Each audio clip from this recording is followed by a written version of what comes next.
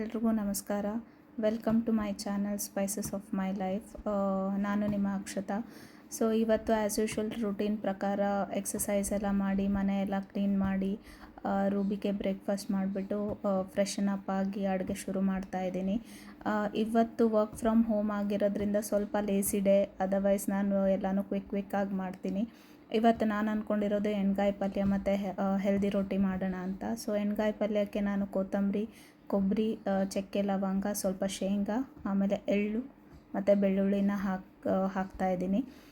So ಎಲ್ಲದ್ರ ಜೊತೆಗೆ ನಾನು ಮಿಕ್ಸರಲ್ಲಿ ಹಾಕೋ ಅಂಥದ್ದು ಸ್ವಲ್ಪ ಚಿಲ್ಲಿ ಪೌಡರ್, ಸ್ವಲ್ಪ ಅರಿಶಿನ, ಆಮೇಲೆ ಅಕ್ಕ ನನಗೆ ಒಂದು ಮಸಾಲೆ ಪೌಡ್ರ್ ಕೊಟ್ಟಿದ್ದಾಳೆ ಲಾಸ್ಟ್ ಟೈಮ್ ಹೋದವಾಗ. ಅದು ಎಲ್ಲ ಥರದ ಪಲ್ಯಕ್ಕೂ ಹಾಕಬಹುದು ಅಂತ ಹೇಳಿದ್ಲು. ಸೊ ಅದಕ್ಕೆ ಇವತ್ತು ಅದನ್ನು ಕೂಡ ಟ್ರೈ ಮಾಡೋಣ, ಟೇಸ್ಟ್ ಹೆಂಗಿರುತ್ತೆ ಅಂತ ಹೇಳಿ ಅದನ್ನು 1-2 ಸ್ಪೂನ್ ಹಾಕಿದೆ. ಹುಳಿಗೆ ಅಂತ ನಾನು ಇವತ್ತು ಹುಣಸೆ ಹುಳಿ ಹಾಕ್ತಾಯಿದ್ದೀನಿ. ಸೊ ಇದನ್ನೆಲ್ಲ ಹಾಕಿಬಿಟ್ಟು ನಾನೊಂದು ಫೈನ್ ಪೇಸ್ಟ್ನ ರೆಡಿ ಮಾಡ್ಕೊಳ್ತಾ ಇದ್ದೀನಿ. ಸೊ ಎಲ್ರಿಗೂ ಗೊತ್ತಿರೋ ಹಾಗೆ ಎಣ್ಗಾಯಿ ಪಲ್ಯನ ತುಂಬ ವೆರೈಟಿ ಅಥವಾ ಮೆಥಡ್ಸಲ್ಲಿ ಮಾಡ್ತಾರೆ. ನನಗೆ ಗೊತ್ತಿರೋ ಅಂಥದ್ದು ಒಂದು ಕುಕ್ಕರಲ್ಲಿ ಡೈರೆಕ್ಟಾಗಿ ಬೇಯಿಸಿ ಮಾಡೋ ಅಂಥದ್ದು, ಇನ್ನೊಂದು ಈ ಥರ ಫ್ರೈ ಮಾಡಿ ಮಾಡೋ ಅಂಥದ್ದು, ಇನ್ನೊಂದು ನನ್ನ ಅಪ್ಪ ಮಾಡ್ತಿದ್ದು ಇದು ಗ್ರೀನ್ ಕಲರ್ ಎಣ್ಗಾಯಿ ಪಲ್ಯ. ಸೊ ಬೇಸಿಕಲಿ ಅದನ್ನು ಬಯಲುಸೀಮೆ ಕಡೆ ಮಾಡ್ತಾರೆ, ಗುರಳ್ ಪುಡಿ ಎಲ್ಲ ಹಾಕಿಬಿಟ್ಟು. ಸೊ ನನ್ನ ರೂಟ್ ಅಂತ ಬಂದರೆ ನನ್ನಪ್ಪ ಬಂದುಬಿಟ್ಟು ಬಯಲುಸೀಮೆ ಅವರು, ಆಮೇಲೆ ಅಮ್ಮ ಬಂದುಬಿಟ್ಟು ದಕ್ಷಿಣ ಕನ್ನಡದವಳು. ನಾನು ಮದುವೆ ಆಗಿರೋದು ಬಂದುಬಿಟ್ಟು ಮಲೆನಾಡು ಕಡೆಯವ್ರನ್ನ. ಆಮೇಲೆ ಅಪ್ಪಂದು ರೂಟ್ ಬಂದುಬಿಟ್ಟು ಮಹಾರಾಷ್ಟ್ರ ಸೈಡು. ಸೊ ಹಾಗಾಗಿ ನನ್ನ 3 ಜನ ಅಕ್ಕಂದ್ರಿಗೆ, ಅಂದರೆ ನನ್ನನ್ನು ಸೇರಿಕೊಂಡು ನನ್ನ 2 ಅಕ್ಕಂದ್ರಿಗೆ ಎಲ್ಲ ಕಡೆದು ಡಿಶಸ್ ಮಾಡೋದು ಗೊತ್ತು. ಹಾಗಾಗಿ ನಾವು ಎಲ್ಲ ರೀತಿಯಲ್ಲೂ ಟ್ರೈ ಮಾಡ್ತಾ ಇರ್ತೀವಿ. ಇವತ್ತು ಅದು ಬೇಜಾರಾದರೆ ಬಯಲುಸೀಮೆದು ಅಡುಗೆ ಮಾಡ್ತೀವಿ, ಇಲ್ಲ ಇನ್ನೊಂದು ದಿನ ಅದು ಬೇಜಾರಾದರೆ ದಕ್ಷಿಣ ಕನ್ನಡ ಸ್ಟೈಲಲ್ಲಿ ಮಾಡ್ಕೊಳ್ತೀವಿ. ಸೊ ಆ ಥರ ನಮಗೆ ವೆರೈಟಿ ಆಫ್ ಕುಕ್ಕಿಂಗ್ ಬರುತ್ತೆ ಅಂತ ಹೇಳ್ಬೋದು. ಆಲ್ ಬಿಕಾಸ್ ಆಫ್ ನನ್ನ ಅಪ್ಪ ಮತ್ತು ಅಮ್ಮನಿಂದ. ಸೊ ಅದನ್ನು ನಾನು ಯಾವತ್ತೂ ಮರೆಯೋಕ್ಕಾಗಲ್ಲ. ಸೊ ಇವಾಗ ನನಗೇನಾದರೂ ಒಂದು ರೆಸಿಪಿ ಗೊತ್ತಿಲ್ಲ ಅಂದರೆ ನಾನು 2 ಅಕ್ಕಂದರು ನನಗಿಂತ ಎಕ್ಸ್ಪರ್ಟು. ಸೊ ಅವ್ರಿಗೆ ಕಾಲ್ ಮಾಡಿ ನಾನು ಕೇಳೋ ಅಂಥದ್ದು.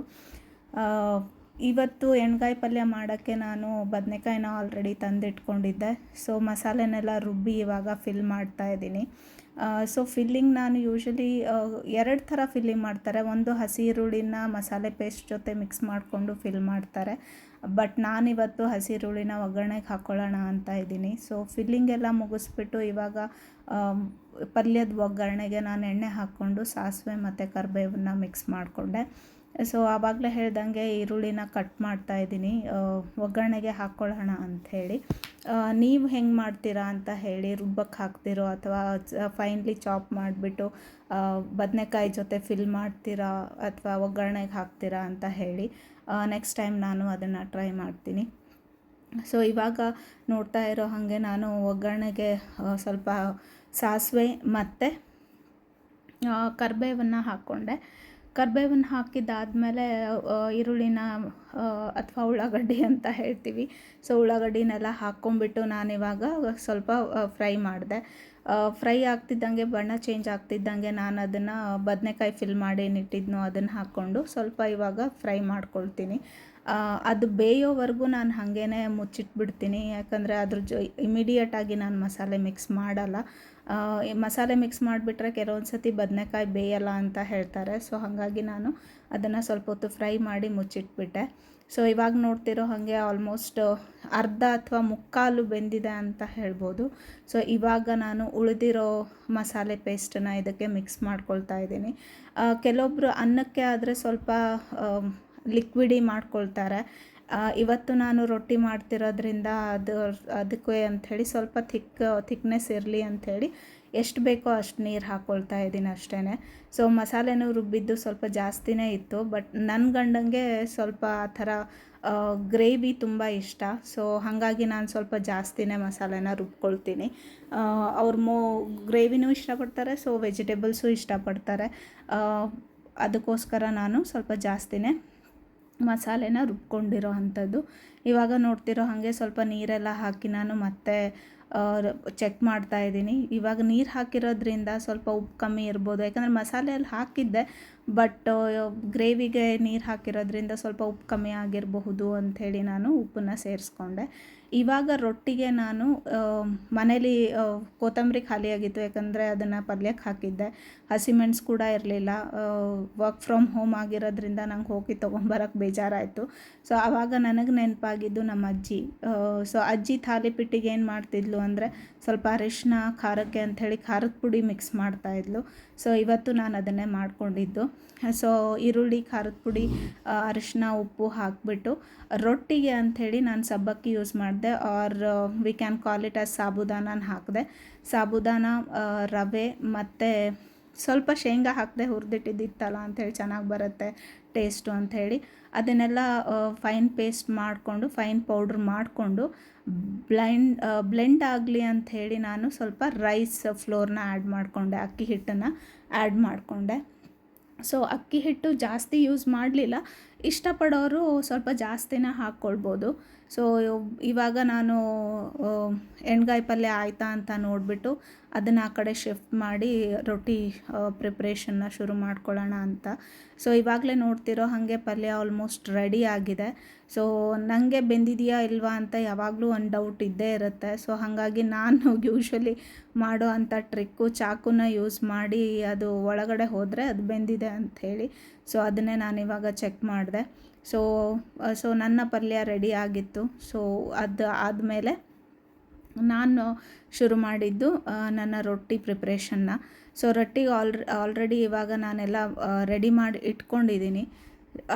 ಇವಾಗ ಕಲಿಸ್ಬಿಟ್ಟು ಅದನ್ನು ಸ್ವಲ್ಪ ಹೊತ್ತೊಂದು 20 to 30 ಮಿನಿಟ್ಸ್ ಆದರೂ ನೀವು ಬಿಡಬೇಕಾಗತ್ತೆ. ಯಾಕಂದರೆ ಸಬ್ಬಕ್ಕಿ ಸ್ವಲ್ಪ ಬೇಗ ಉತ್ಕೊಳ್ಳುತ್ತೆ, ಆಮೇಲೆ ರವೆನೂ ನೀರನ್ನು ಹೀರ್ಕೊಳ್ಳುತ್ತೆ. ಸೊ ಚೆನ್ನಾಗಿ ನೀರು ಹಾಕಿ ಕಲಿಸ್ಬಿಟ್ಟು ಒಂದು 20 ಮಿನಿಟ್ಸ್ ಬಿಟ್ರೂ ಸಾಕು. ಯಾಕಂದರೆ ಅದು ನೀರೆಲ್ಲ ಹೀರ್ಕೊಂಡು ಮತ್ತೆ ಗಟ್ಟಿಯಾಗಿರುತ್ತೆ. ನೀವು ಸೆಕೆಂಡ್ ಟೈಮ್ ಇನ್ನೊಂದು ಸತಿ ನೀರು ಹಾಕ್ಕೊಂಡು ಕಲಿಸ್ಕೊಳ್ಬೇಕಾಗುತ್ತೆ. ಬಟ್ ಟೇಸ್ಟ್ ವೈಸು ನನ್ನ ಗಂಡ ಹೇಳ್ತಿದ್ರು ತುಂಬ ಚೆನ್ನಾಗಾಗಿದೆ ಇವತ್ತಿನ ರೊಟ್ಟಿ ಅಂತ, ನೀವು ಕೂಡ ಟ್ರೈ ಮಾಡಿ. ಸೊ ಇವಾಗ ನಾನು ಕಲಸಿಟ್ಬಿಟ್ಟೆ. ಆಲ್ಮೋಸ್ಟ್ ಒಂದು 20 ಮಿನಿಟ್ಸ್ ಬಿಡ್ತೀನಿ. 20 ಮಿನಿಟ್ಸ್ ಬಿಟ್ಟಾದಮೇಲೆ ಅಲ್ಲಿವರೆಗೂ ನಂದು ಅದರ್ ರೂಟೀನ್ಸ್ನ ಮುಗಿಸ್ಕೊಂಡೆ. ರೂಬಿಗೆ ತಿಂಡಿ ಕೊಡೋದಾಗಿರ್ಬೋದು, ರೂಬಿಗೆ ಆಟ ಆಡಿಸೋದಾಗಿರ್ಬೋದು.